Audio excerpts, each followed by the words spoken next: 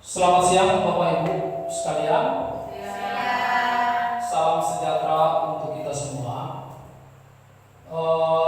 Hari ini kita akan bersama-sama belajar mendapat pemahaman terkait budaya positif. Jadi program ini adalah program pengimbasan dari modul 1.4 calon guru penggerak untuk dibagikan kepada sekolah, karena paradigma pendidikan kita itu sudah berubah, ya. Sadar atau tidak, memang sengaja diubah dengan kurikulum merdeka ini, di mana pendidik itu berperan sebagai penuntun, ya. Maka budaya positif salah satu bentuk perubahan paradigma terkait dengan semangat pendidik sebagai seorang penuntun. Jadi budaya positif ini tidak hanya diciptakan di lingkungan sekolah, tetapi selalu dimulai dengan lingkungan atau komunitas yang paling kecil, yaitu dari kelas. Kebetulan saya adalah kepala sekolah, ini kebetulan. Jadi cara berpikir atau kosakata yang saya gunakan dalam konsep budaya positif ini itu lebih terarah kepada sekolah sebagai sebuah komunitas yang lebih besar. Nah, ini saya imbaskan pemahaman ini kepada Bapak Ibu yang langsung mengcover kelas-kelas kita, ya. Jadi Bapak Ibu sebagai wali kelas, demikian juga dengan guru-guru mata pelajaran yang langsung masuk ke kelas itu, kita akan belajar terkait budaya positif dan mencoba bersama-sama menumbuh kembangkan budaya positif di kelas, yang pada akhirnya harapan kita adalah menjadi budaya sekolah. Next.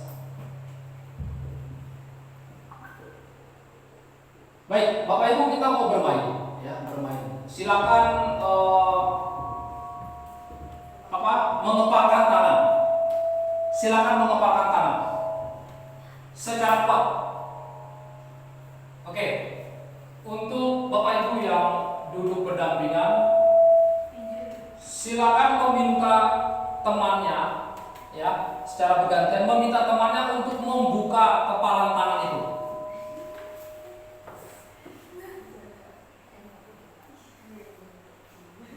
Jadi coba dikepalkan sekuat-kuatnya, ya. Jangan mudah dilepas. Coba. Ya.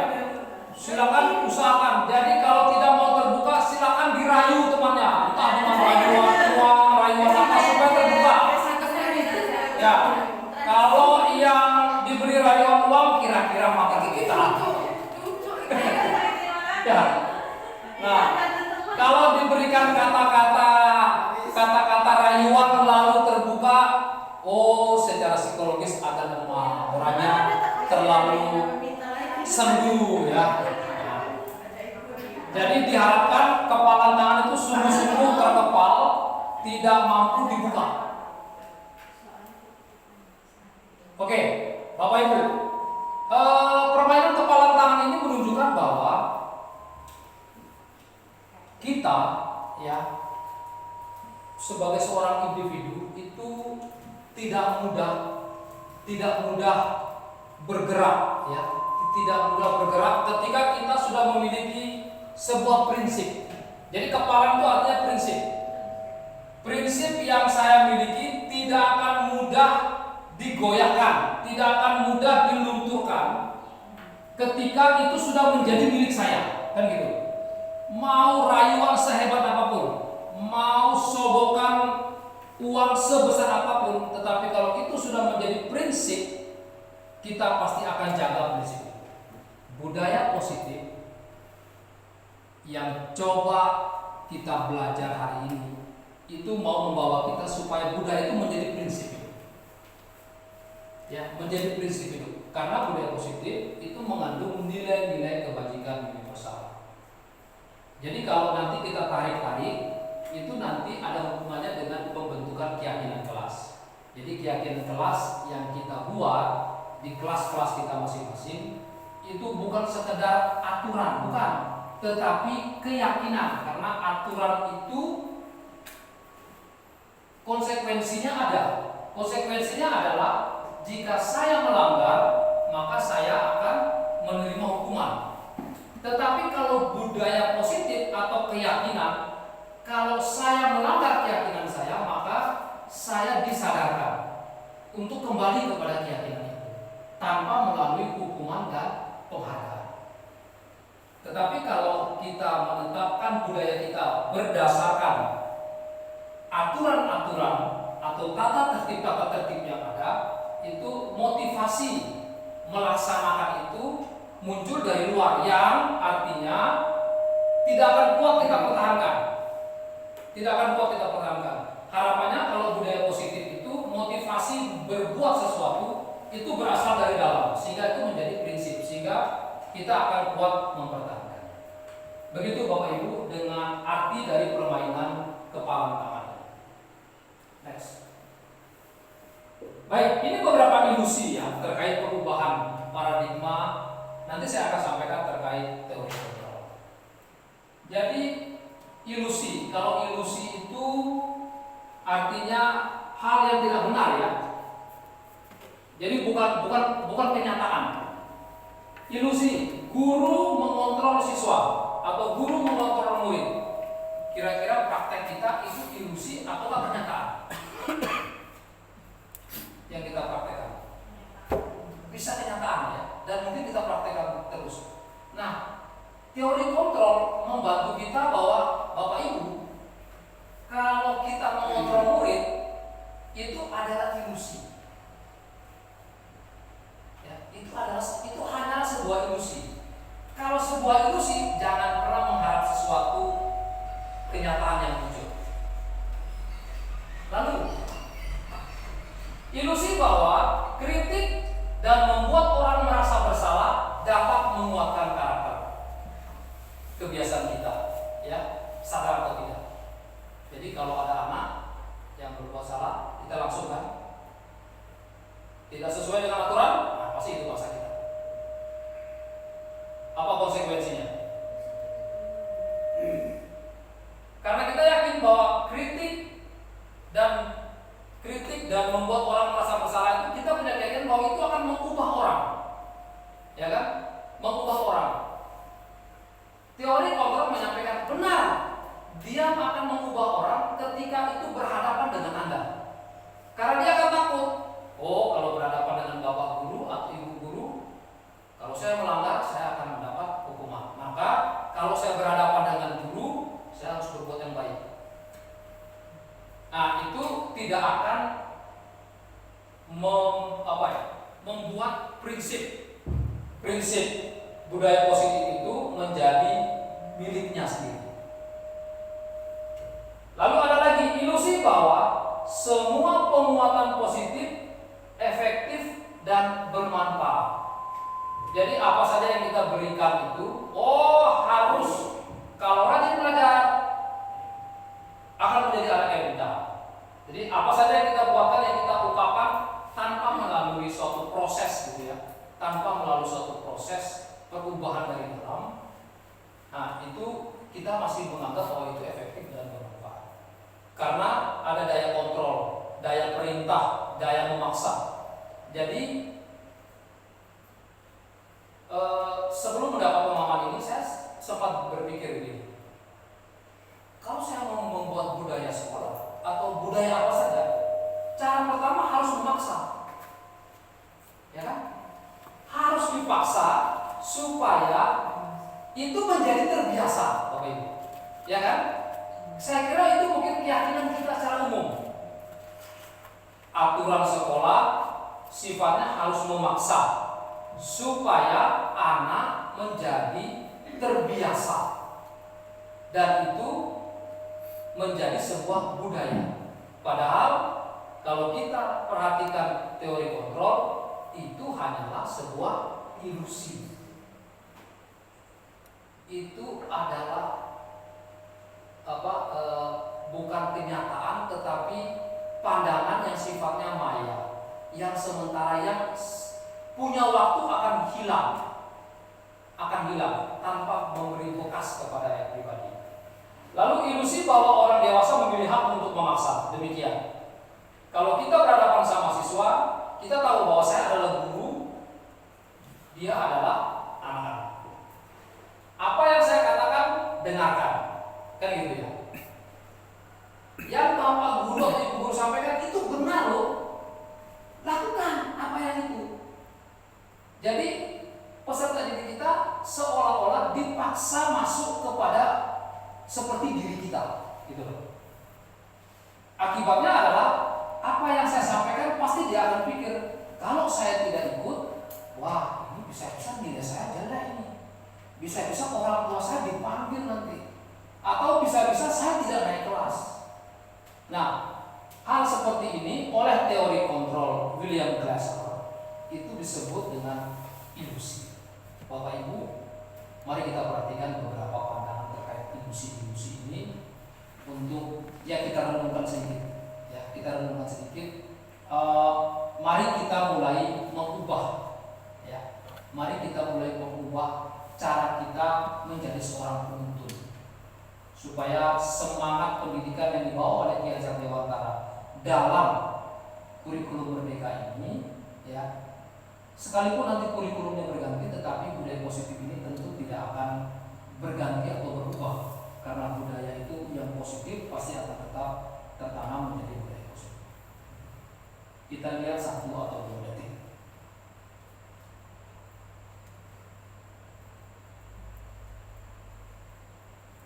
Oke Bu, next. Baik, itu tadi ilusi. Sekarang kita coba secara perlahan kita beralih ke budaya positif. Next. Kenapa budaya positif? Saya bacakan Bapak Ibu ya. Budaya positif sangat mendukung terlaksananya pembelajaran yang kondusif.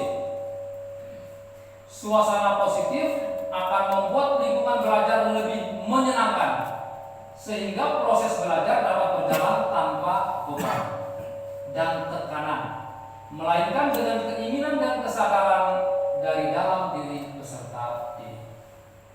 Suasana positif juga akan membentuk karakter positif peserta didik, sehingga akan menjadi budaya peserta didik dan budaya positif lingkungan. Jadi Bapak Ibu, mengapa budaya positif itu penting? Karena budaya positif akan membantu tumbuh kembang anak, gitu. Jadi akan membantu tumbuh kembang anak. Visi sekolah kita adalah menjadi sekolah yang menghasilkan individu berkarakter, yang berbudi luhur, berkarakter, berprestasi, dan peduli lingkungan. Hal utama yang nampak dari pernyataan itu adalah berbudi luhur, berkarakter. 2 hal ini kita pegang. Kita tidak ingin anak kita juara, anak kita memiliki nilai yang tinggi, tetapi di balik itu kita pun tidak mau bahwa anak kita mengalami degradasi moral yang luar biasa. Maka pertanyaannya nanti, apakah sekolah sudah melaksanakan budaya positif ya? Ya mungkin orang-orang di luar tidak akan mengatakan demikian, tetapi berpikir bahwa sekolah sudah intens tidak menerapkan tata tertib atau aturan sekolah. Kok anak-anak kami seperti ini misalnya. Ya. Jadi budaya positif itu memang kita bangun dari keyakinan kelas, karena keyakinan kelas itu masukan yang berasal dari anak-anak sendiri. Bapak Ibu, nanti pada pertemuan berikutnya nanti kita coba mempraktekkan terkait budaya kelas. Ya, budaya kelas. Jadi pengandaiannya, ya prasyarat pelaksanaan budaya positif ini harus ada keyakinan kelas, bukan aturan kelas. Mungkin nanti kita mulai sedikit demi sedikit mengubah cara pandang. Jadi bukan lagi tata tertib sekolah, tetapi keyakinan sekolah. Supaya gerakan budaya positif itu tidak hanya berhenti di kelas, tidak punya dampak terhadap sekolah. Maunya kita kan dari kelas, karena dari kelas itu berasal dari anak-anak, naik menjadi komunitas yang lebih besar antar siswa, yang lebih besar lagi komunitas sekolah, dan yang lebih besar lagi adalah komunitas masyarakat. Harapan kita sekolah ini harus menjadi kawah candra di muka.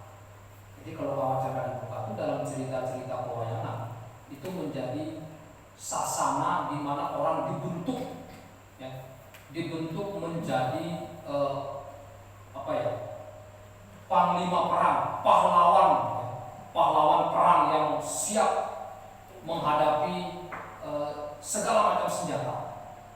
Jadi harapan kita sekolah kita dalam tanda petik menjadi kawah candra di muka, tetapi menjadi tempat belajar miniatur kehidupan. Kita punya tanggung jawab itu, Bapak Ibu. Sekalipun waktu kita bersama anak-anak sangat singkat, dihitung dari rata-rata ya, waktu rata-rata sekolah 24 jam, kita mungkin hanya ketemu 5 sampai 6 jam. Kalau ada tambahan jam itu biasanya remedial atau latihan-latihan biasa, bukan pendampingan atau pembinaan yang intens. Jadi begitulah mengapa budaya positif sangat penting kita terapkan di sekolah. Next. Baik. Budaya positif adalah nilai atau keyakinan dari kebiasaan-kebiasaan di sekolah yang berpihak pada peserta didik sehingga peserta didik menjadi pribadi yang bijaksana dan bertanggung jawab. Bapak Ibu, perhatikan. Pribadi yang bijaksana dan bertanggung jawab. Budaya positif tidak membentuk anak yang cerdas. Artinya secara akademik itu melonjak tinggi luar biasa. Tetapi budaya positif ditujukan supaya anak kita menjadi pribadi yang bijaksana dan bertanggung jawab. Kosakata ini bisa kita pahami jika budaya itu bukan ditetapkan oleh sekolah, kalau itu aturan, tetapi berasal dari keyakinan kelas. Bapak Ibu atau guru-guru yang kelas 1, kelas rendah itu pasti bertanya, "Wah, anak malu belum, bagaimana cara membentuk keyakinan kelas? Strateginya ada." Ya. Tetapi kita sebagai pendidik harus punya keyakinan ini dulu. Ya, karena kita yang menggerakkan itu gitu loh. Kita yang sebagai agen, kita yang adalah pelakunya untuk membudayakan ini. Jadi tekanan keyakinan dari para pendidik harus 100% dulu yakin bahwa budaya positif penting dan bisa kita laksanakan. Kalau dari kita, Bapak Ibu guru tidak yakin, pasti tidak akan terlaksana. Pasti tidak akan terlaksana. Gitu. Jadi ini terkait pengertian budaya positif. Next. Apakah makna disiplin? Jadi ini agak sedikit tumpang tindih ya. Makna asal dari kata disiplin ini berkonotasi dengan disiplin diri. Jadi begini, budaya positif itu menurut William Glasser yang merumuskan teori kontrol atau teori motivasi, itu artinya disiplin diri. Karena tadi budaya positif itu membentuk anak menjadi pribadi yang bijaksana dan bertanggung jawab. Itu artinya dia membentuk disiplin diri yang kuat. Jadi budaya positif itu nanti berhubungan kata disiplin itu bukan hubungannya dengan lingkungan yang bersih gitu maksudnya. Ya, kalau kita kan budaya itu karena kita peduli lingkungan. Oh, lingkungan. Budaya positif itu lingkungan saya tidak boleh kotor. Jadi bukan hal yang di luar saya, tetapi hal yang di dalam diri saya. Itu maksudnya budaya positif. Apa itu? Disiplin diri yang kuat. Kalau anak memiliki disiplin diri yang kuat, maka anak memiliki prinsip seperti permainan kepala tangan tadi. Ya. Jadi kalau saya bertanya, kita pernah menggunakan helm? Helm? Oke. Mengapa kita menggunakan helm? Untuk apa sih? Melindungi kepala. Apa lagi? Menjaga keselamatan. Ada lagi? Mematuhi peraturan supaya tidak ditangkap polisi ya? Oke. Berarti nilai dari memakai helm itu, nilainya kalau kita bilang nilai itu adalah untuk keselamatan, itu ya. Nilainya untuk keselamatan. Tetapi ketika saya menggunakan helm, ayo pakai helm, kan biasa anak kita tuh. Pakai helm. Jawabannya pasti apa? Enggak ada polisi. Kan gitu ya. Enggak ada polisi. Atau di sini tuh helm bukan dipakai.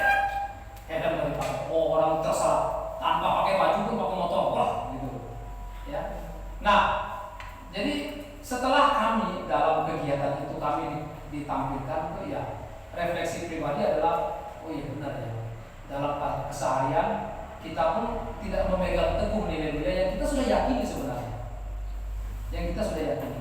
Bukan ini berarti mendiskreditkan pendidikan yang dulu yang pernah kita alami. Kan mungkin kita berpikir di belakang, guru-guru saya dulu tuh kayaknya keras-keras karena aturannya keras, sehingga tidak membentuk budaya saya. Tidak, mungkin dulu situasinya berbeda dengan sekarang.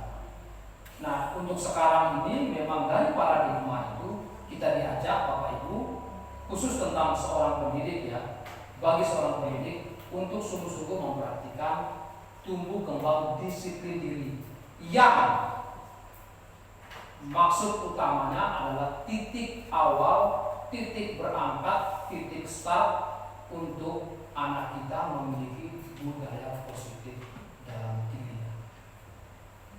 Maka disiplin atau budaya positif selalu diawali dari disiplin diri. Next. Oke. Disiplin positif adalah pendekatan yang digunakan untuk mendidik anak melakukan kontrol diri. Ya. Disiplin positif adalah pendekatan yang digunakan untuk mendidik anak melakukan kontrol diri dan pembentukan kepercayaan diri. Satu, apa itu? Tanpa kekerasan dan tanpa ancaman, melainkan komunikasi tentang perilaku secara efektif antara guru dan peserta didik. Jadi kalau prakteknya kita masih dengan kekerasan dan ancaman, pasti kita tidak akan mampu mewujudkan disiplin diri bagi peserta didik kita. Ya, ini kontrasnya. Peserta didik diajarkan untuk memahami konsekuensi dari perilaku mereka dan menumbuhkan rasa tanggung jawab dalam diri mereka. Apa konsekuensinya kalau saya tidak melakukan ini? Jadi kita coba belajar tentang itu. Ya. Jadi kita membiasakan, bukan soal ancaman. Kamu tidak melakukan ini, saya akan begini. Saya akan menyampaikan ke orang tua ya. Nah ini mungkin kita saking sudah penatnya gitu. Ini anak ketemu terus melakukan kesalahan. Besok kalau tidak melakukan, orang kamu mau panggil, bawa sini. Kan kira-kira seperti itu. Cara cepat gitu ya. Kenapa? Ya karena ini kepalanya sudah nggak mampu lagi menampung demikian banyak. Itu baru satu orang. Kalau ketemu yang 2, 3, 4, 5 orang. Ya. Sampai-sampai kalau akhirnya ketemu anak yang memang sudah tidak mampu, kau lagi, nah, kau lagi, Bapak Ibu, mungkin biasa ya. Artinya kita mengucapkan itu pun tanpa punya maksud apa-apa gitu, tanpa punya supaya dia moral kepercayaan dirinya runtuh, pasti tidak punya maksud itu. Mungkin dianya yang merasa itu, baru saya kok. Jadi mengalami identitas gagal. Oke. Lalu menumbuhkan kesadaran serta memberdayakan peserta didik untuk melakukan sesuatu ancaman atau hukuman. Bapak Ibu mungkin pernah dengar, mari kita sharing, bahwa penghargaan dan ancaman, reward and punishment, ya, itu sudah tidak relevan. Reward and punishment itu sudah tidak relevan. Kira-kira setuju kan? Dari pemikiran biasa gitu. Mari kita share satu waktu dua. Jadi penghargaan, jika berhasil kita berikan penghargaan, jika tidak berhasil kita berikan hukuman. Ya, reward and punishment. Dalam bentuk apa itu? Dalam bentuk apapun hukuman itu sifatnya pokoknya hukuman. Seperti ini. Ketika kita penilaian sekolah kan selalu ditanyakan ya. Ditanyakan begini. Apakah kepala sekolah pernah memberikan hukuman dalam konteks reward and punishment itu kepada guru misalnya? Kepada guru. Entah itu guru itu telah datang ke sekolah, perangkat tidak diselesaikan, pernah atau tidak, gitu kan? Nah, kalau pernah silakan ditulis. Ketika kami belajar tentang budaya positif, konsep itu tidak dipakai sama sekali. Tidak dipakai. Kenapa? Karena itu memberikan ancaman. Mari kita pikirkan. Itu memberikan ancaman begini. Kepada yang mendapat reward, dia pun mendapatkan ancaman. Yang dihukum pun mendapat ancaman. Ancaman dalam arti gini, yang mendapatkan reward itu akan berpikir, oh, kalau saya salah atau saya tidak berhasil, maka nanti saya akan diapakan? Bisa akan dihukum atau akan dinomorduakan misalnya. Tidak dianggap lagi, ya kan? Itu ancaman. Tetapi kalau yang sudah terbiasa dengan hukuman, ya dia pun akan merasa terancam terus. Masa saya terus ya? Ini salah saya, yang ini pun saya terus yang dapat ancaman. Maka dalam konteks disiplin positif atau budaya positif, konsep tentang reward and punishment itu pelan-pelan perlu kita netralisirkan. Ya, kalau bisa tidak kita gunakan. Tidak kita gunakan. Jadi kalau kita lomba misalnya ya, lomba 17-1 misalnya. Kalau ada anak yang menang, kan semua anak kan ingin menang ya.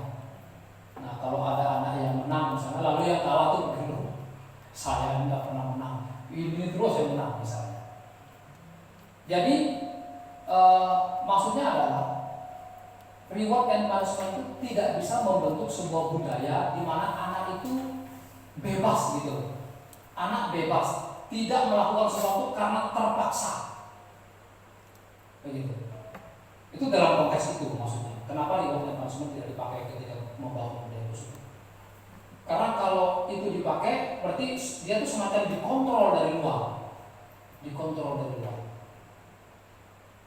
Nah kita sebagai pendidik diminta untuk sedikit demi sedikit coba kita menetralisir ini dan kita membuat pemahaman baru terkait konsep reward dan punishment. Kalau kita masih menggunakan pemahaman sebelumnya ya seperti yang dikatakan oleh para psikolog, itu bisa memberikan ancaman bukan hanya kepada yang mendapat reward, tetapi yang tidak mendapat reward pun dia memberikan ancaman ketidaknyamanan, ancaman ketidaknyamanan bagi mereka yang tidak mendapatkan. Next.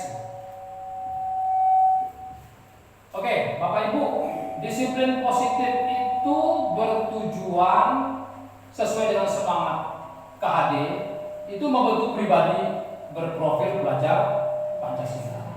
4 ber-MK, ya kan? Beriman, bertakwa dan berakhlak mulia, bernalar kritis, bergotong royong, kemudian berkebinekaan global, mandiri dan kreatif. Tujuan akhirnya di sini. Ya. Tujuan akhir di sini itu tanpa anak merasa terkontrol oleh tindakan. Jadi dia secara bebas keluar menjadi pribadi yang kreatif, ya, bergotong royong karena dia bijaksana kan, menjadi pribadi bijaksana dan bertanggung jawab. Jadi bijaksana dan bertanggung jawab itu hubungannya dengan lahirnya atau terbentuknya dalam dirinya itu profil pelajar. Next. Baik, sedikit mereview apa yang disampaikan oleh Ki Hajar Dewantara. Merdeka itu artinya tidak hanya terlepas dari perintah, akan tetapi juga cakap buat memerintah diri sendiri, bijaksana dan bertanggung jawab terhadap diri sendiri.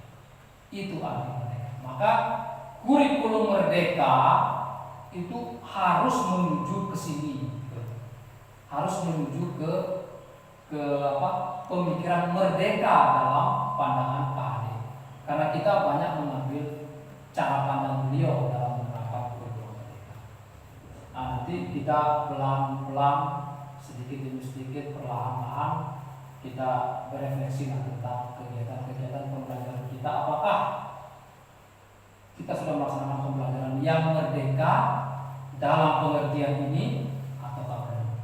Kalau belum, ya mari kita bersama-sama belajar bagaimana membentuk pribadi-pribadi yang merdeka.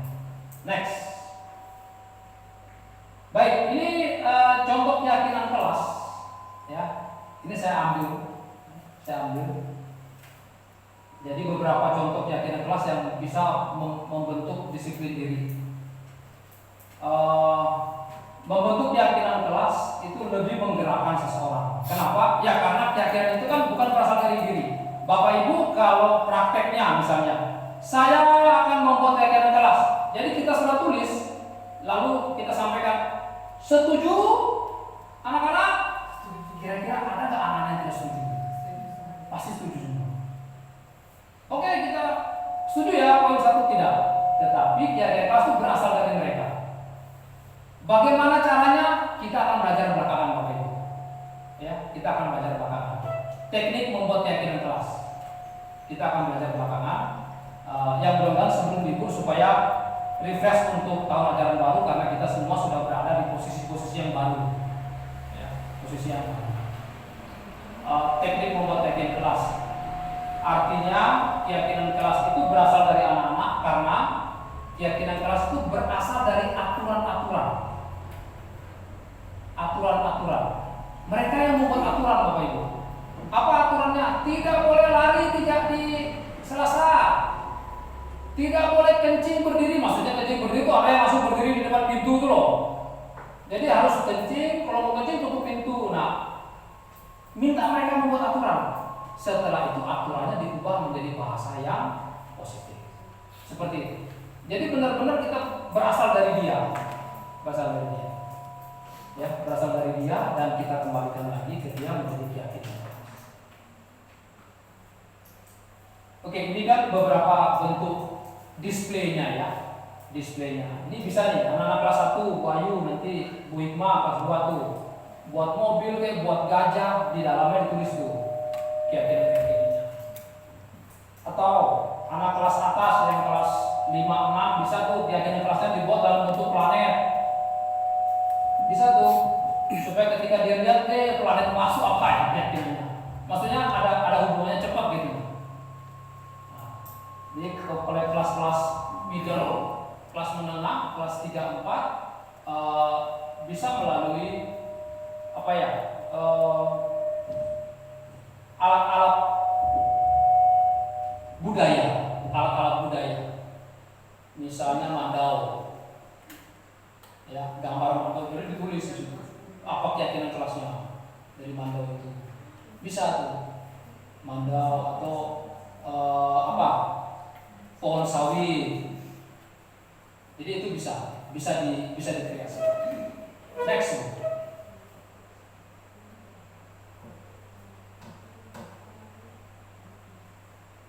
Oke. Bapak Ibu, ini keyakinan kelas. Jadi tadi anak-anak sudah buat keyakinan kelas, kemudian kan ditempelkan ya. Di samping sana. Oh, di sana ya. Itu. Sebentar, saya coba. Ini Bapak itu. Ini juga. Oh ini, iya ya. Ya.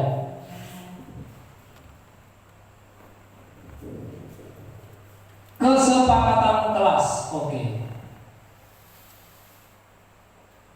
Jadi nanti untuk tahun ajaran baru mungkin kita ganti keyakinan ya Bu ya, keyakinan. Kita ganti keyakinan. Ya seperti itulah.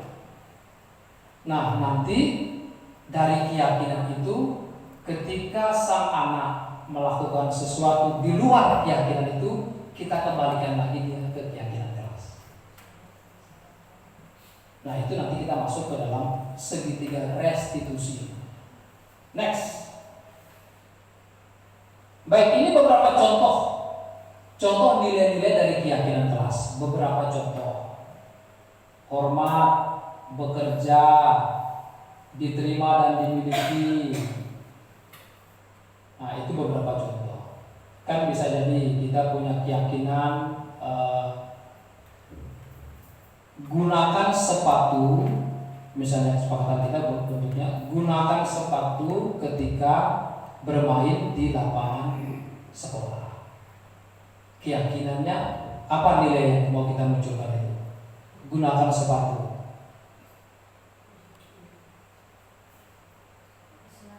Keselamatan. Apa lagi selain keselamatan? Disiplin. Bisa juga, bisa banyak ya, bisa banyak. Jadi itu beberapa nilai. Ini contoh lain keyakinan kelas yang coba saya ambil dari berbagai sumber. Lanjut Bu. Oke, baik. Bapak Ibu, 5 kebutuhan dasar manusia. Gini, budaya positif, saya sedikit mereview. Budaya positif itu didasari oleh sebuah pemikiran bahwa setiap orang dalam melakukan sesuatu pasti memiliki alasan. Itu ya. Oke. Alasan itu menjadi motivasi. Menjadi motivasinya melakukan sesuatu. Kita sebagai pendidik ketika mau memahami mengapa anak melakukan sesuatu, kita dibantu oleh konsep 5 kebutuhan dasar manusia. Kebutuhan bertahan hidup itu sandang, pangan, papan. Ya, itu kebutuhan pertama itu. Kemudian kasih sayang dan rasa diterima. Ada siswa kita kalau ketemu selalu peluk-peluk kita. Ya, kadang minta gendong. Kalau di sini belum pernah. Ya, kadang minta gendong, kalau kan minta apa namanya? Bahasa kami tembokok itu. Jadi di ini nenek di belakang Pak kita. Nah, kalau kita pikir ini resek banget, kita udah apa ya? Udah parfum semua pakaian, ini muka sudah dihias, gendong, keringatan, belepotan semua hilang tuh bedak-bedak. Bisa jadi kasih sayang kurang, ya kan, tanda-tanda bisa jadi. Lalu kebutuhan pengakuan atas kemampuan, ini beberapa kebutuhan dasar. Lalu kebebasan, kebutuhan akan pilihan. Bu, Pak, kok kita belajar begini terus ya? Nah itu informasi-informasi biasa yang sebenarnya kalau kita olah, ini pingin bebas, maksudnya dia bukan bebas artinya bebas sebebas-bebasnya enggak, tetapi dia pingin tuh cara lain dalam belajar, misalnya keluar atau menggunakan alat itu dan sebagainya. Nah itu informasi-informasi dasar yang perlu kita olah karena itu berhubungan dengan kebutuhan dasar. Kesenangan, ya, kesenangan, kebutuhan untuk merasa senang. Jadi bosan nih Pak, kita belajar di kelas ya. Bisa nggak Pak kalau kita keluar Pak, kita belajar di luar Bapak Ibu? Kami mau lihat pohon naga, tanaman naga itu loh.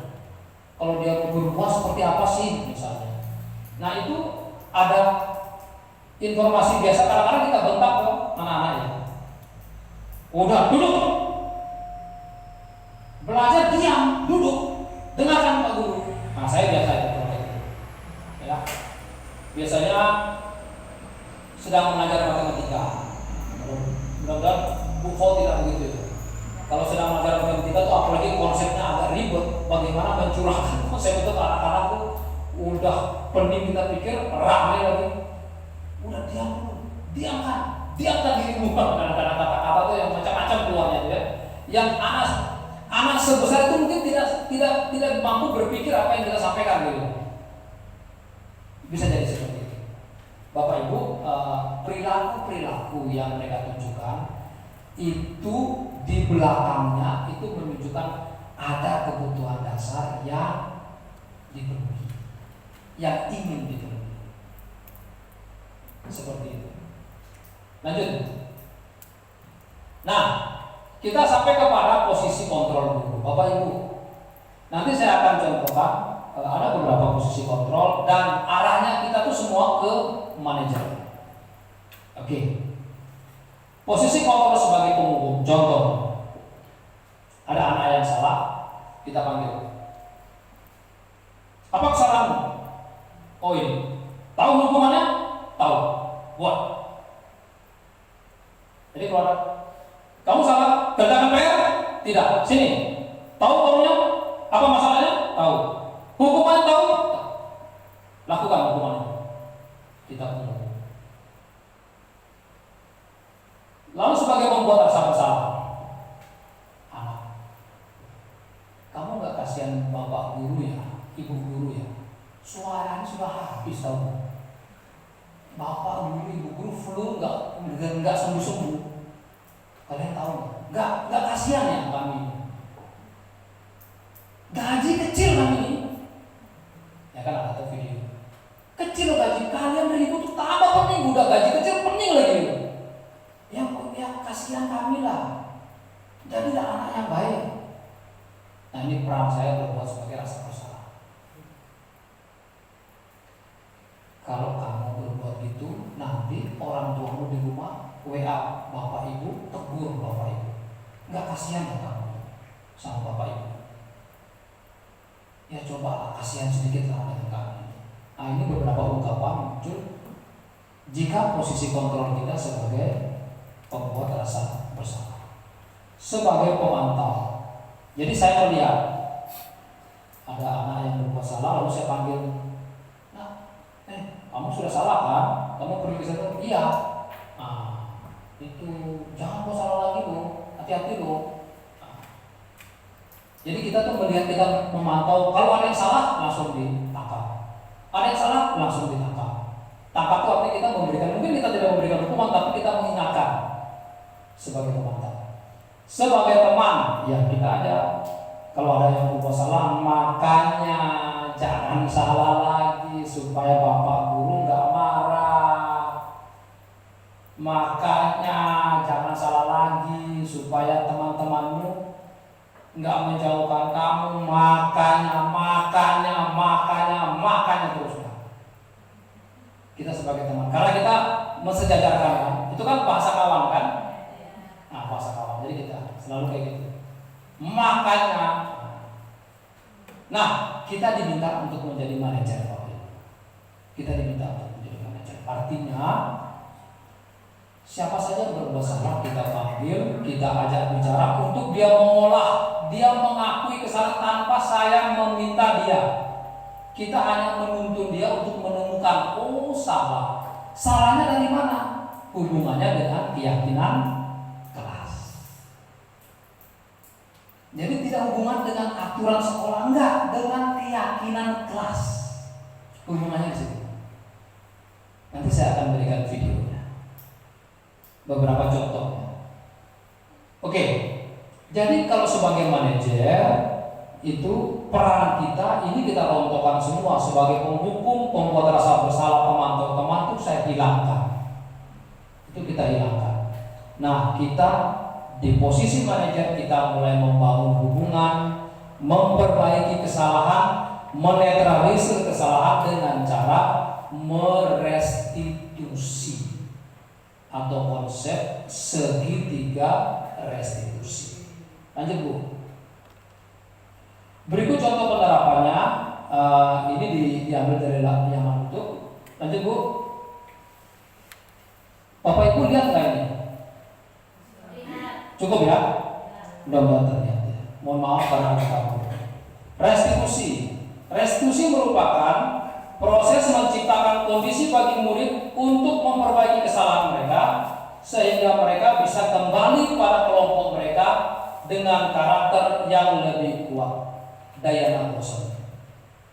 Ya, ini quote yang diberikan oleh Diana Bosson dalam bukunya terkait teori motivasi. Next.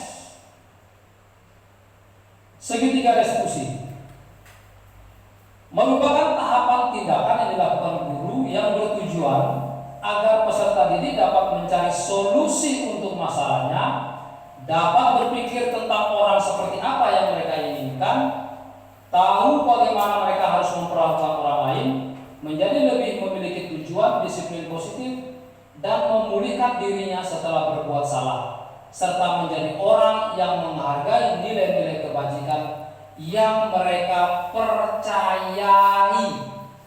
Apa nilai yang mereka percayai? Keyakinan keras. Jadi anak kita arahkan terus ke keyakinan keras. Maka membangun keyakinan keras tentu tidak bisa asal-asalan Bapak Ibu, karena itu kita membuat nilai. Nilai anak menjadi yakin, ya nilai yang ia percayai. Lanjut Bu. Nah, ini namanya segitiga restitusi. Menstabilkan identitas paling bawah. Setelah itu kita validasi tindakan yang salah. Akhirnya kembali kepada menanyakan keyakinan kelas. Jadi 3 tahap. Yang pertama menstabilkan identitas, validasi kesalahan atau tindakan yang salah, dan menanyakan keyakinan. Untuk menstabilkan identitas itu kita mengajukan pertanyaan-pertanyaan. Bapak Ibu, restitusi itu kita mengajukan pertanyaan-pertanyaan. Ya, jadi kita tidak memberikan pernyataan, tetapi pertanyaan-pertanyaan yang kita berikan menggali supaya anak mencoba menjawab pertanyaan yang kita berikan. Jadi sifatnya pertanyaan itu sifatnya pemantik gitu. Kita memantik, dia coba gali potensi yang dia ingat, potensi yang dia miliki untuk dia jawab permasalahan. Contoh, dalam menstabilkan identitas, setiap orang pasti pernah melakukan kesalahan. Kamu bukan satu-satunya yang pernah melakukan ini. Nanti ada videonya, nanti saya contohkan. Kemudian di validasi tindakan yang salah, ada beberapa pertanyaan. Adakah cara yang lebih efektif untuk mendapatkan apa yang kamu butuhkan? Kamu tentu punya alasan mengapa melakukan ini. Lalu dia menanyakan keyakinan kelas apa yang telah kita sepakati. Kamu ingin menjadi orang yang seperti apa? Jadi posisi kontrol kita sebagai manajer, ini yang kita mainkan perannya, Bapak Ibu. Ini yang mainkan kita perannya. Jadi kalau anak-anak kita, kalau seperti Ampung dan lain-lain ya misalnya yang selalu kayaknya belum pernah kita coba, sekali mungkin perlu. Bukan kelinci percobaan, tetapi mungkin perlu kita coba. Kita kita gali. Apakah langsung berhasil? Jangan berharap. Dia pasti akan berproses.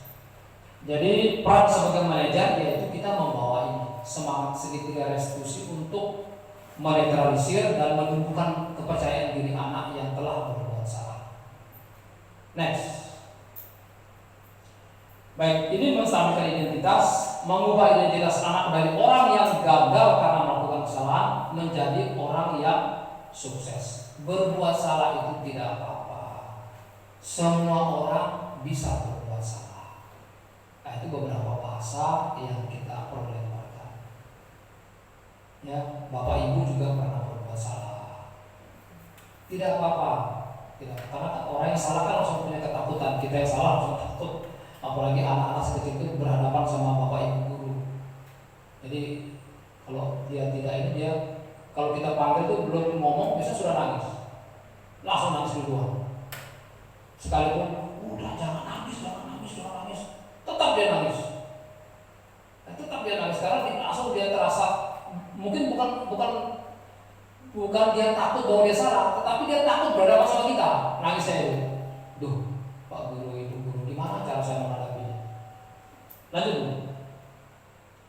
Validasi tindakan yang salah. Semua tindakan manusia baik atau buruk pasti memiliki maksud atau tujuan tertentu.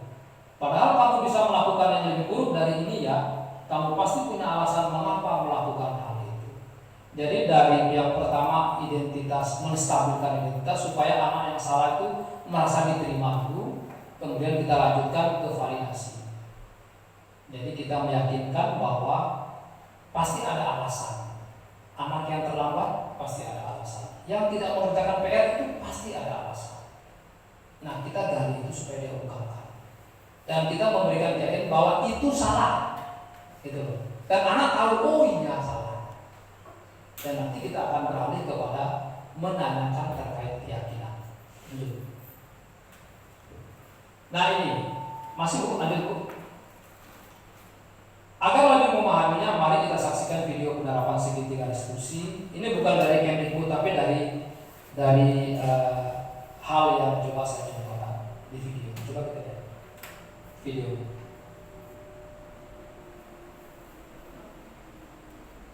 Yang video.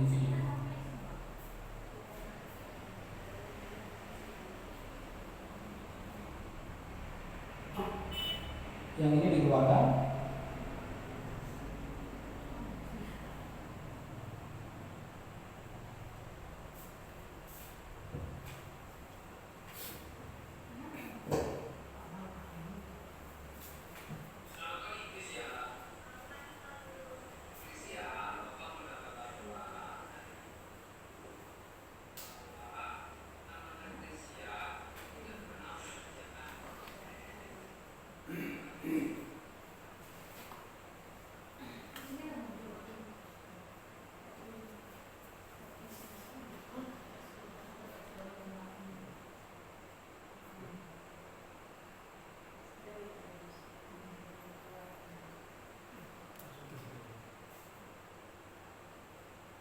Oke.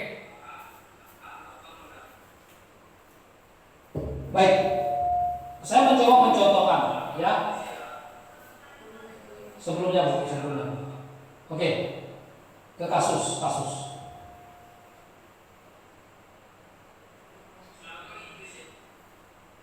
Setelah ini. Oke. Ini ada kasus Krisia tidak mengerjakan PR, lalu sebagai guru kita panggil dia.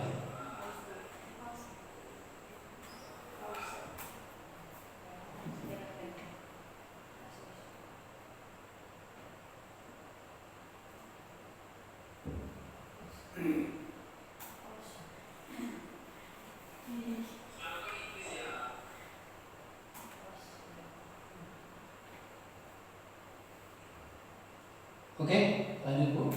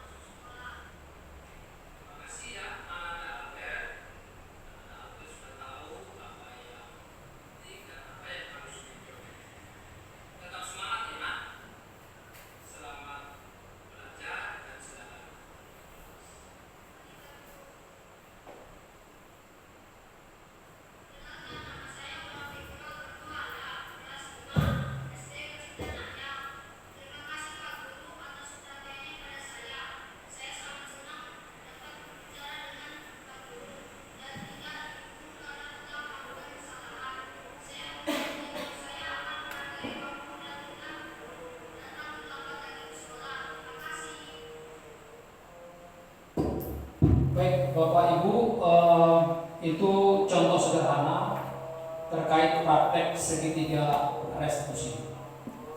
Ya.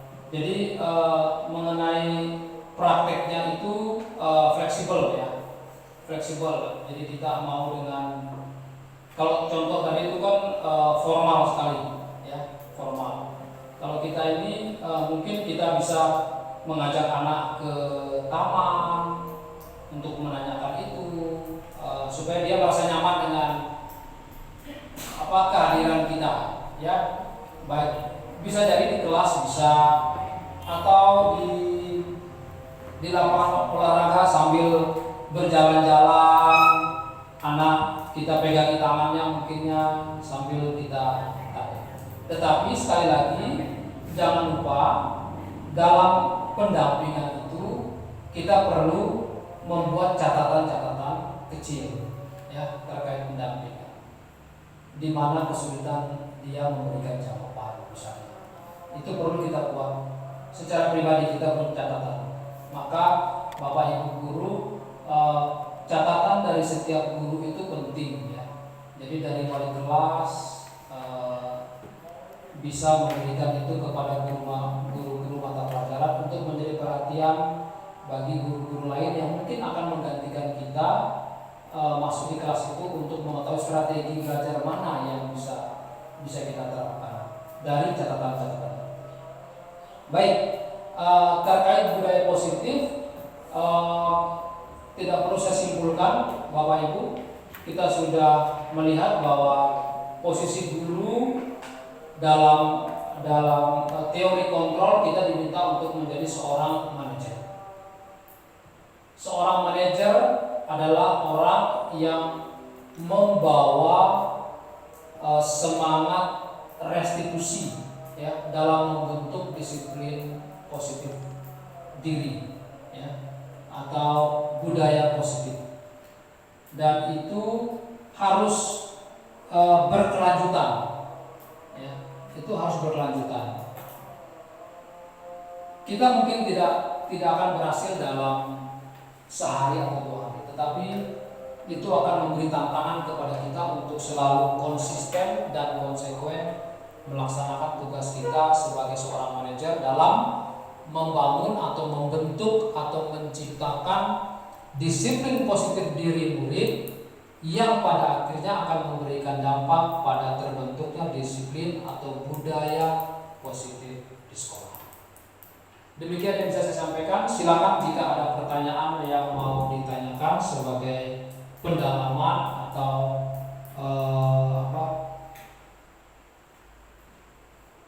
feedback atau umpan balik terhadap kegiatan pengibasan ini.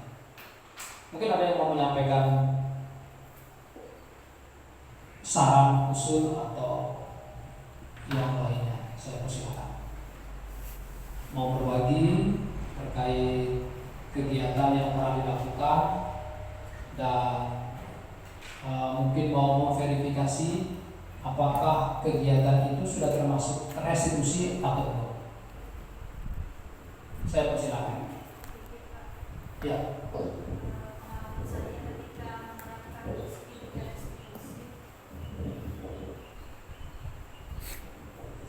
Pengalaman saya ketika menerapkan segitiga restitusi, jadi anak tersebut kita ajukan beberapa pertanyaan ya Pak ya, terkait ditanyakan apa kesalahanmu dan sebagainya. Nah terkadang kayak saya itu di endingnya itu kayak endingnya itu tetap saya menghakimi gitu loh Pak. Jadi mungkin itu perlu pembiasaan yang lama seperti itu. Jadi di awal itu memang segitiga restitusi itu kita laksanakan, akan tetapi di kalimat penutup dari guru sendiri itu ada kesan seperti menghakimi, dan setelah selesai itu saya baru sadar seperti misalnya ketika di akhir itu kita bilang, nah kamu kan udah tahu kesalahanmu, nah seharusnya bagaimana kalau kamu udah tahu kalau itu salah, jadinya kan merugikan diri kamu sendiri kan. Nah seperti itu kadang kayak dari diri kita itu keluar begitu Pak. Mungkin tipsnya seperti itu Pak, ketika mengakhiri restitusi itu baiknya seperti apa biarkan anak yang banyak berbicara atau seperti apa Pak kalimat penutupnya. Baik Bu Nairul, terima kasih. Restitusi itu kan ada 3 tahap ya, menstabilkan identitas, validasi tindakan yang salah, kemudian menanyakan keyakinan. Endingnya adalah kita kembalikan kepada anak tentang keyakinan kelas. Jadi anak bersangkutan berada di kelas berapa, kita kembalikan itu ke keyakinan kelas. Bapak Ibu guru SD itu semuanya menjadi guru BK, jangan lupa ya. Tetapi ada guru kesiswaan yang kita beri tugas khusus untuk menindaklanjuti ya, jika tidak tercover misalnya. Nah, endingnya seperti itu Bu. Jadi kita tetap kembalikan kepada keyakinan kelas yang sudah dia yakini. Jadi seperti itu. Jadi tetap kita kembalikan. Nah, kalau begitu keyakinan kelas apa yang sudah yang tidak kita jalankan? Masih ingat nggak keyakinan kelas apa? Maka Bapak Ibu dalam membuat keyakinan kelas jangan panjang-panjang, yang singkat supaya gampang diingat. Bisa jadi anak-anak, waduh, kayaknya lupa saya keyakinan kelas apa. Nah, kalau dia posisi lupa kayak gitu, kita sudah punya data tentang keyakinan kelas. Jadi kita bisa tunjukkan, ini loh keyakinan kelas kita ini. Suruh dia bacakan dari keyakinan itu mana yang belum dilakukan sehubungan dengan tindakan yang salah itu. Dia akan sampaikan. Jadi endingnya seperti itu Bu. Tetap kita kembalikan kepada keyakinan kelas supaya itu menjadi nilai yang dia hidupi, begitu.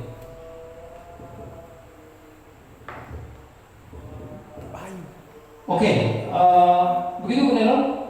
Oke, cukup. Bapak Ibu, sekarang ini pertanyaan lanjutan. Apakah segitiga restitusi yang kita buat itu mengandaikan harus ada keyakinan kelas dulu, atau kita buat segitiga dulu baru keyakinan kelas? Keyakinan kelas dulu. Terima kasih. Ya, jadi itu prasyaratnya. Kalau tidak ada keyakinan kelas, tidak bisa kita buat restitusi. Tidak bisa. Kita tidak bisa membuat kalau begitu aturan sekolah mana? Nah, nggak bisa itu. Karena kalau bilang aturan sekolah berarti itu bukan dia yang buat. Kalau keyakinan kelas, dia sudah ikut berpartisipasi menghasilkan nilai itu. Itu maksudnya. Jadi kita tidak bisa secara singkat ya, sudah singkat mengatakan keyakinan kelas bisa kita kesampingkan. Kita buat aja kalau belum ada keyakinan kelas, ya kita buat aja aturan sebagai keyakinan bersama. Nggak bisa. Berarti budaya positif, disiplin positif belum terbentuk. Seperti yang saya sampaikan tadi, disiplin itu terbentuk dari kelas. Sehingga menetralisir kesalahan dalam segitiga restitusi, endingnya seperti yang ditanyakan Bu Nelu tadi, endingnya harus kita kembalikan kepada nilai-nilai yang dia yakini dan itu tertulis dalam keyakinan kelas. Jadi itu harus selalu diungkapkan seperti kita mau mengungkapkan visi sekolah. Nah itu. Ya, kalau kita tanya anak-anak sekarang visi sekolah lancar aja. Nah harapan kita keyakinan kelas dia bisa ingat tuh, setiap kelas kan punya keyakinan bisa sama. Tetapi kalau itu terus kita sampaikan, terus kita hidupi, yang mudah-mudahan Tuhan membantu supaya itu menjadi kebiasaan dan budaya dia dalam waktu itu. Jadi itu Bapak Ibu, sekali lagi prasyarat kita bisa berperan sebagai manajer dan melaksanakan segitiga restitusi, yaitu kelas harus merumuskan keyakinan kelas. Maka di Taman Jalan Baru kita perlu mempertegas itu dulu. Itu hal yang pertama kita buat. Jadi kalau ada yang berbuat salah, kita kembalikan lagi kepada keyakinan kelas supaya dia menjadi terbiasa mengingat dan meyakini itu sebagai nilai. Sekali lagi, dalam segitiga restitusi disampaikan bahwa anak yang gagal itu bukan berarti selesai, enggak. Yang gagal direstitusi lagi, gagal direstitusi lagi, terus gagal direstitusi lagi. Jadi tidak ada titik akhirnya pendidikan yang berkelanjutan. Seperti itu. Terima kasih Bu Nairul untuk pertanyaannya. Mungkin ada Bapak dan Ibu yang lain untuk menyampaikan pertanyaan. Jika tidak, maka sebelum saya akhiri, kegiatan kita perlu ada refleksi, ya, refleksi. Jadi umpan balik artinya apa yang Bapak dan Ibu rasakan setelah mendapatkan pemahaman, pengetahuan atau pengimbasan yang saya lakukan terkait budaya positif ini. Silakan Bu Irul dulu. Baik, terima kasih Pak Ibu. Yang saya dapat dari pengimbasan budaya positif ini yang sore ini kita lakukan bersama, yaitu mungkin tidak menjudge anak secara langsung. Jadi kita tetap harus positive thinking. Jadi memberi kesempatan anak untuk mungkin mengatakan apa yang ada di pikirannya sendiri. Itu menurut saya itu Pak. Jadi kita nggak terus nyalahin, ya kamu salah, kamu tuh nggak boleh kayak gitu. Jadi harus gini enggak. Jadi kita tanya dulu. Jadi lebih apa ya? Membiarkan anak untuk mengungkapkan apa yang ada di pikirannya, isi hatinya, mungkin seperti itu Pak. Baik, terima kasih Pak. Terima kasih Bu Irul. Bu Nike, silakan.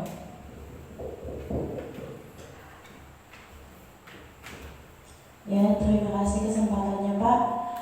Yang saya dapatkan dari perimbasan budaya positif ini banyak Pak. Yang paling pentingnya juga itu ternyata ada kebutuhan manusia 5.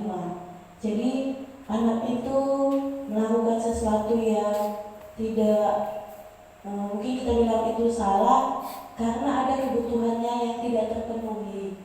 Jadi ini saya dapat hal positif. Oh, ternyata ada kebutuhan ini yang harus saya penuhi jika anak ini seperti ini. Nah, yang dapat saya lagi adalah ternyata posisi yang terbaik itu saya sebagai manajer, bukan sebagai pembuat rasa bersalah, bukan sebagai penghukum, bukan sebagai pemantau atau teman yang selama ini saya lakukan. Oh, saya menjadi. Baik, terima kasih untuk waktunya Pak. Kalau dari saya mungkin selama ini terkait pembiasaan ataupun selama ini saya buat tuh kita hanya tanya ke anak gimana untuk ketertiban kelas kita, apa aja yang mau kita buat. Nah, ternyata setelah tahu materi ini semua itu kembali ke anak dan untuk anak.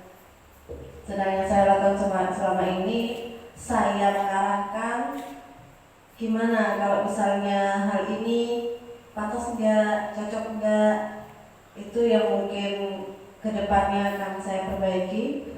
Lalu yang selanjutnya mungkin tadi Pak ya, untuk 5 posisi kontrol guru itu yang luar biasa, ternyata selama ini secara sengaja atau tidak sengaja itu banyak dilakukan, dan setelah kita tahu materi ini yang harus kita lakukan apa, itu mungkin bisa saya perbaiki di kelas saya ke depannya.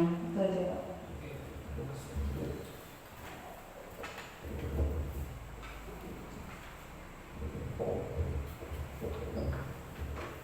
Baik, terima kasih atas kesempatannya. Setelah mendengar tentang pembahasan dari nilai positif ini di dalam kelas yang pernah saya lakukan bersama murid itu sudah membuat kesepakatan atau keyakinan kelas. Namun dalam menghadapi kebiasaan anak,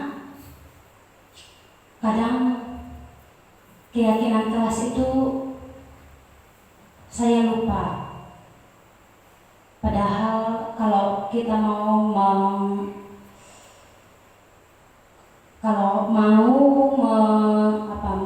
anak untuk memperbaiki kesalahan itu, kita sudah membuat keyakinan bersama. Nah, tadi ada 5 posisi kontrol itu juga nanti kedepannya akan saya perbaiki. Terima kasih.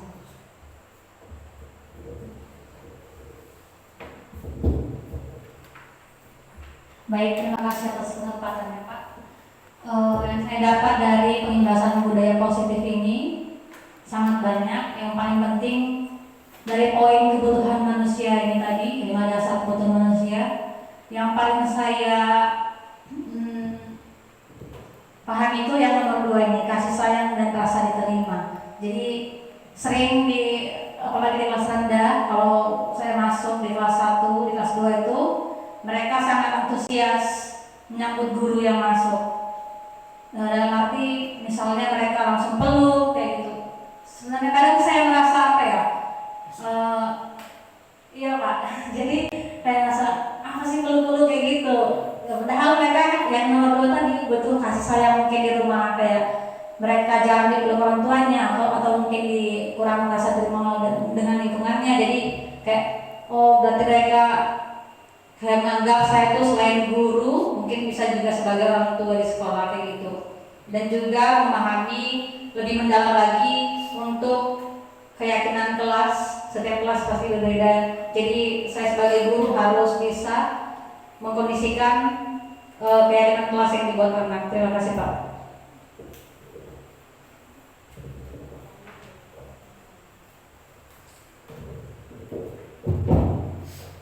Baik, terima kasih untuk kesempatan yang diberikan kepada saya.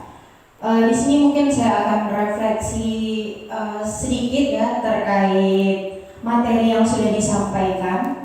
Kemudian nanti saya akan hubungkan sedikit tentang penerapan budaya positif yang sudah saya terapkan di kelas saya, khususnya di kelas 5. Nah, untuk materi yang sudah disampaikan oleh Pak Philip, banyak sekali hal-hal baru yang saya dapatkan. Ya, salah satunya itu berkaitan dengan 5 kebutuhan dasar manusia ini. Nah, mungkin di kelas saya berkaitan dengan 5 hal ini yang sering saya lupakan, yaitu berkaitan dengan kebebasan. Jadi masih ada beberapa tindakan yang saya lakukan, misalnya terkait materi. Jadi saya itu menekankan mereka mengikuti apa yang saya mau. Jadi tidak diberi kebebasan seperti itu. Jadi masih saya awasi seperti itu. Jadi mungkin itu salah satunya. Kemudian terkait keyakinan kelas. Nah, budaya positif tadi yang sudah disampaikan Pak Philip itu diterapkan di lingkup yang terkecil, yaitu di kelas terlebih dahulu. Nah, di kelas kami kemarin di awal tahun ajaran baru sudah membuat bersama-sama, yaitu keyakinan kelas tadi. Nah, sebenarnya keyakinan kelas ini harus dihafalkan juga, hampir mirip dengan visi sekolah juga. Nah, jadi masih kita sudah membuat keyakinan kelas, namun yang di restitusi tadi di kelas 5 masih belum diterapkan, Pak Billy. Jadi kami mungkin masih di tahap kedua. Nah, jadi mengidentifikasi masalah, kemudian memvalidasi terkait masalah tadi, tetapi di akhir itu tidak ada yang dikaitkan dengan keyakinan kelas, melainkan dihubungkan dengan tata tertib yang ada di sekolah. Jadi ya kurang pasnya mungkin yang sudah saya terapkan di situ, Pak. Mungkin untuk kedepannya karena sudah disampaikan oleh Pak Philip juga, mungkin di tahun ajaran baru mungkin lebih lebih baik lagi dalam mengelola keyakinan kelas. Kemudian target saya yaitu semua siswa harus hafal, harus membuat keyakinan kelas tadi. Kemudian saya pun harus belajar berkaitan dengan restitusi segitiga tadi. Terima kasih, Pak. Baik, terima kasih atas kesempatannya. Dari materi yang telah dipaparkan oleh Bapak, saya jadi tahu, Pak, dari budaya positif ini, dari perubahan disiplin positif, kontrol posisi guru, dan cara menyelesaikan masalahnya. Tadinya dalam mendisiplinkan positif peserta didik, yaitu dengan munculnya motivasi eksternal. Nah, sekarang berubah menjadi motivasi internal. Nah, kemudian kontrol posisi guru yang tadinya penghukum dan pembuatan orang merasa bersalah, sekarang belajar kontrol posisi diri sebagai manajer. Nah, berikutnya tentang cara menyelesaikan masalahnya, dari pemberian penghargaan menjadi hukuman menjadi melaksanakan restitusi. Itu saja, Pak. Terima kasih.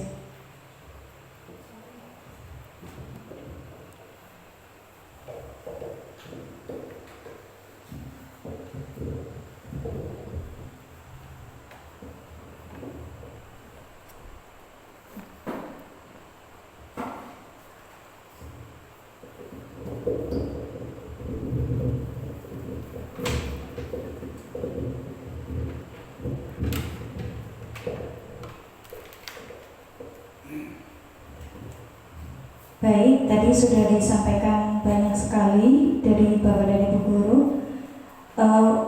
Kalau menurut saya, setelah tadi saya menerima materi yang disampaikan, saya membayangkan nanti jika semua guru, Bapak dan Ibu Guru kompak untuk melaksanakan budaya positif dan juga menerapkan yang namanya segitiga restitusi, saya yakin kesehatan mental siswa dan siswi kita itu akan sangat baik dan terbangun.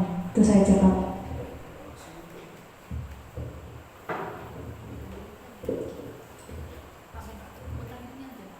Terima kasih. Yang saya dapat dari pemaparan Pak Philip tadi, yaitu untuk kelas 6 itu, untuk kelas saya itu sudah ada kesepakatan kelas ya, sudah. Cuma di sini untuk kontrol guru itu memang juga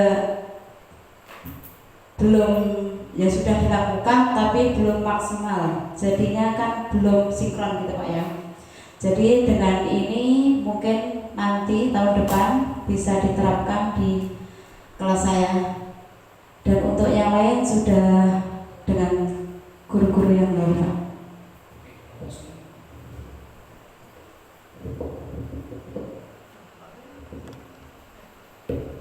Terima kasih atas jawabannya.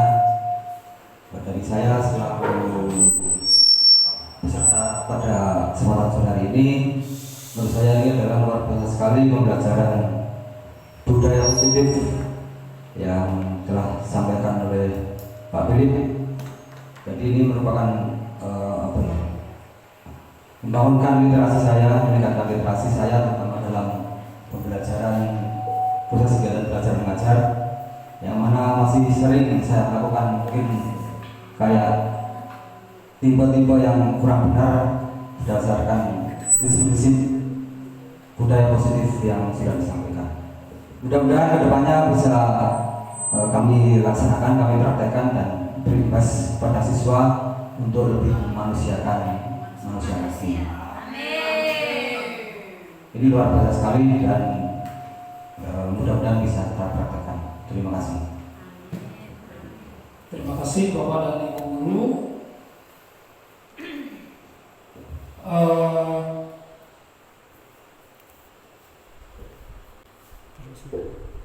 Apa yang sudah kita dapatkan terkait budaya positif ini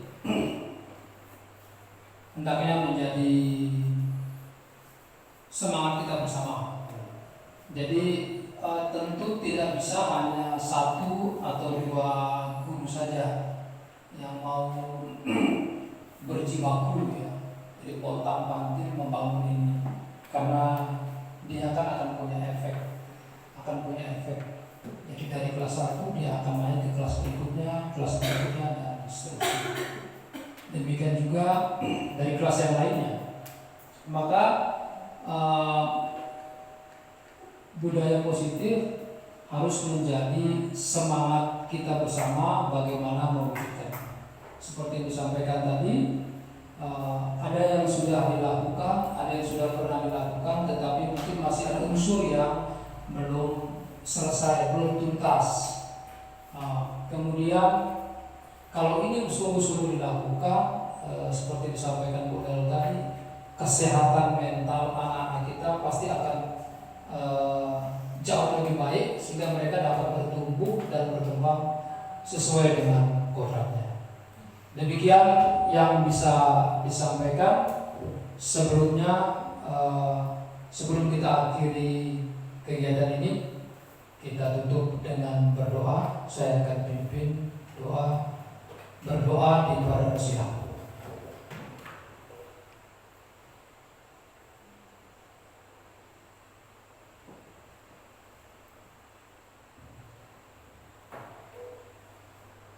Selesai, mari kita bersama-sama mengucapkan visi sekolah kita SD Eka Cipta Naya. Visi SD Eka Cipta Naya menjadi sekolah yang menghasilkan individu yang berbudi pekerti luhur, berkarakter, berprestasi, dan peduli lingkungan. Kita beri tepuk tangan yang meriah untuk musik. Selamat sore, terima kasih dan sampai jumpa lagi.